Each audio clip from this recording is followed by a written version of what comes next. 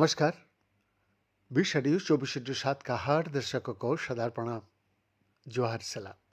दर्शक, वर्तमान में व्यापक रूप से इस्तेमाल की जाने वाली एसिड को कम करने वाली दवाओं को पेट के अलावा भी छिपे हुए प्रभाव हो सकता है।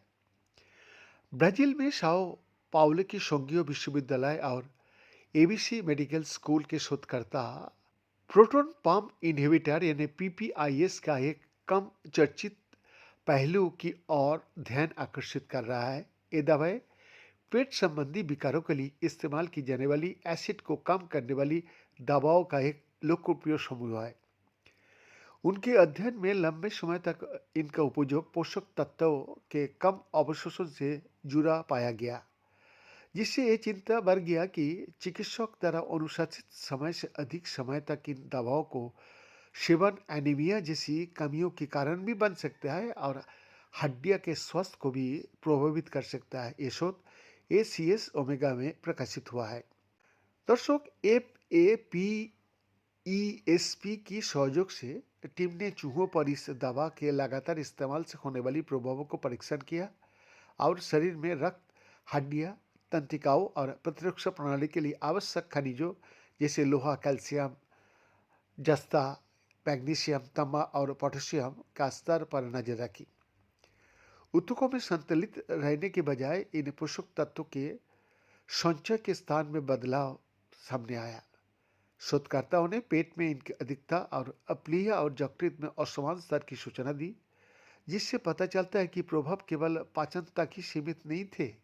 जी हाँ, रक्त परीक्षणों से चिंता और बढ़ गया। कैल्शियम का स्तर बढ़ा जबकि आयरन का स्तर घटा, जो ऑस्टियोपोरोसिस और एनीमिया के बढ़ते जोखिम का संकेत देता है।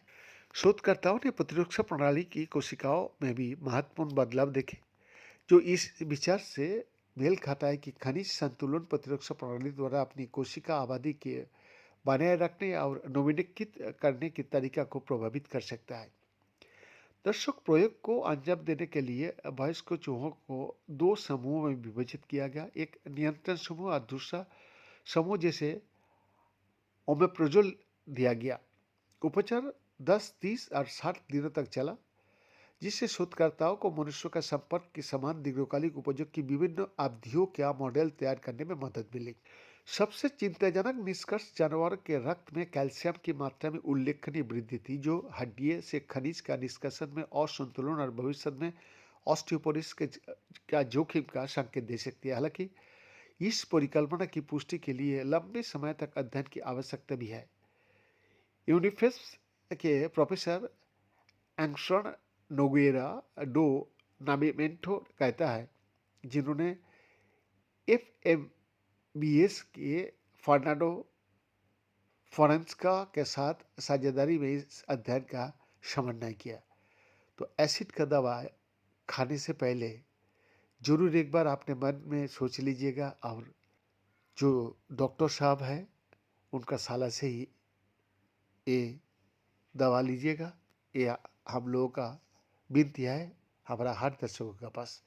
बीएन का exclusive report, mission news 24/7 Ranchi.